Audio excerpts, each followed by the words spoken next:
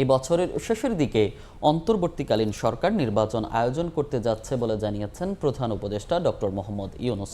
বুধবার রাষ্ট্রীয় অতিথি ভবন যমুনায় জার্মান সরকারের কমিশনার জারা ব্রুনের সঙ্গে সাক্ষাতে এ কথা জানান তিনি। অধ্যাপক ইউনূস বলেন, ইউরোপের বৃহত্তম অর্থনীতির সঙ্গে বাণিজ্য ও বিনিয়োগ সম্পর্ক গভীর করার প্রয়াসে জার্মানির সঙ্গে বিশেষ সম্পর্ক গড়ে তুলতে চায় বাংলাদেশ।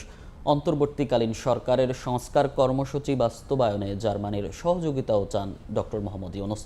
বৈঠকে 3-0 আন্দোলন, সামাজিক ব্যবসা, দারিদ্র্য বিমোচন ও কল্যাণ রাষ্ট্রের ভবিষ্যৎ নিয়েও আলোচনা করা হয়।